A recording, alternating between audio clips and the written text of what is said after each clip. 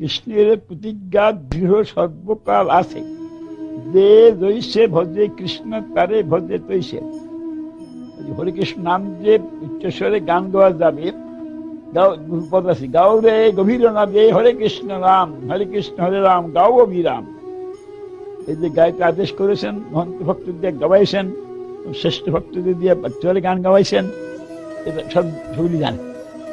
এরপর সেই কীর্তনটা আরম্ভ হয়েছে। আমাদের ছেলেবেলা আমরা হরে কৃষ্ণ কিন্তু শুনিয়ে দেখি, এখন ষষ্ঠ কণ্ঠে শোনা যায়।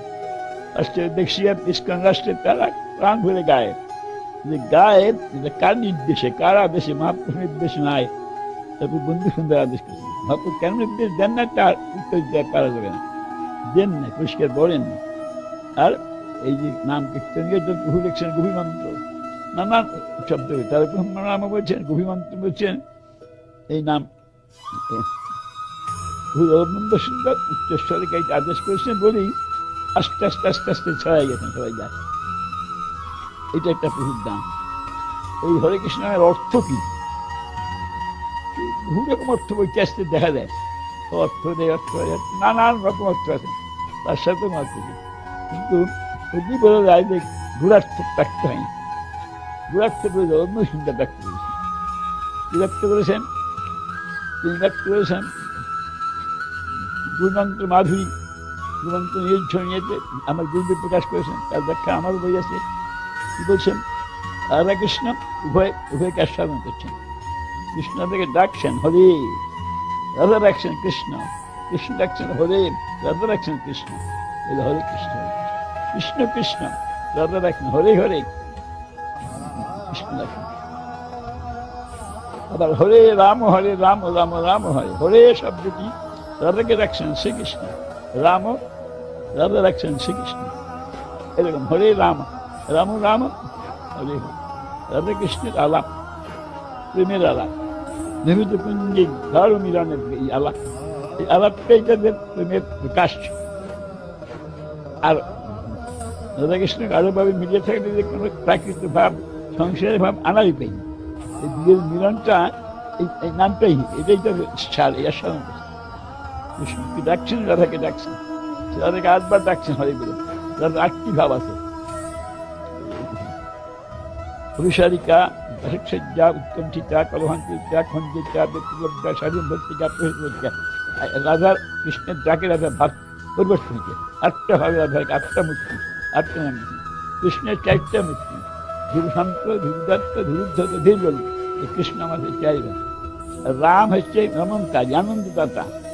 আনন্দদাতা দেব এইরকম মিলন আনন্দ আছেন, সংক্ষিপ্ত, সম্পন্ন, সম্পূর্ণ, সংবেদনা, লক্ষণ আছে। এই জন্য রাম 4 বার, কৃষ্ণ 4 বার, হরে 8 বার। আরো গভীরে প্রকাশ করা যায় প্রভুর যে দান, এবং সেকে ভক্তরা ভাবে আস্বাদন করেছেন। এই নামটি, এই যে মাধুর্য, প্রাচীনে পাওয়া যায় না, যে গোবিন্দকে পাওয়া যায়। রাধা কৃষ্ণ কি করছেন? আলাপ মন্ত্রাক্ষর জল প্রতি, আলাপ মন্ত্রাক্ষর উচ্চারণ করছেন রাধা কৃষ্ণের কথা। এই যে আলাপ মন্ত্রাক্ষর, জয়দেব এই কথাটা এক উচ্চারণ করছেন। পাওয়া যেতে পারে কখনো সীমান্ত না, ঠিক আছে নাকি ইঙ্গিত আছে। যাই হোক, এই নামটি, এই মধুময় অর্থ, এবং অর্থ শুধু না, এই নাম আস্বাদন করতে করতে করতে প্রতিঅঙ্গ প্রবেশে সর্বাঙ্গীর রমণেতে ভুল হয়েছে। যে সুন্দর হয়েছেন, 2 অঙ্গ এক হয়ে কেমন করে হলেন? এই নাম উচ্চারণ করতে করতে দুইয়ের আলিঙ্গন যে রমণ, সে রমণটা কোনো একটা মানুষের মতো প্রাকৃত হীন ভূমিতে না, রমণটা কোথায়? সর্বাঙ্গে। রাধার শ্রীরাধার সর্বাঙ্গে কৃষ্ণ প্রবেশ করেছেন, কৃষ্ণ সর্বাঙ্গে রাধা করেছেন। রাধা কৃষ্ণকে বিরোধ হয়ে গৌর হয়েছেন এই নামের দ্বারা। এটা বন্ধু সুন্দরের গান। বিশেষ জিনিস যখন নাম, তা সেটা কীর্তনীয়, এবং তার রসমাধুর্য এই নামের যারাই নামের ফলে নাম উচ্চারণ করতে করতে যে মিলনটা গাঢ়তম হইলি, গৌর হইলি। এটা হলো একটা দান, বন্ধু সুন্দরের গৌর জাতি। আরো দান আছে, রাইরিং একটা কথা চলতে আছে। তাদের কাছে কৃষ্ণ ঋণ। কিছু ঋণ হলেন শ্রীকৃষ্ণ প্রতিজ্ঞা আছে, কৃষ্ণের প্রতিজ্ঞা দৃঢ় সর্বকাল আছে, যে রইছে ভজে কৃষ্ণ তারে ভজে তৈছে।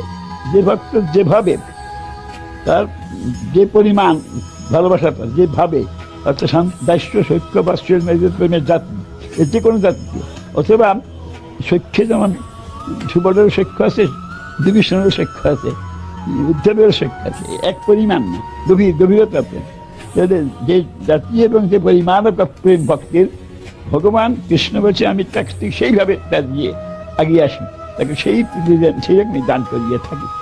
এই প্রতিজ্ঞা আছে গীতার বাক্যে দিয়ে, এটাকে প্রতিজ্ঞা বলে। যেভাবে যে ভগবানের দান, রাবণ শত্রু মনে করে আসেন, তার কাছে শত্রু হয়ে গেছেন।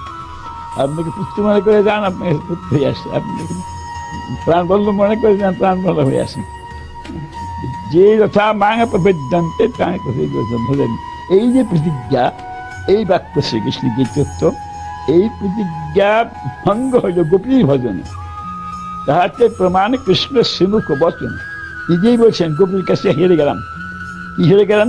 রাসের দিনে শ্রীকৃষ্ণ বলছেন অন্তর্ধানের পর ফিরে এলাম, তখন গোপীরা প্রশ্ন করছিলেন, প্রশ্ন উত্তর বলতে বলতে এই কথা বলছেন নপার বেহান, আমি পারিলাম না, আমার কথা রাখতে পারলাম না।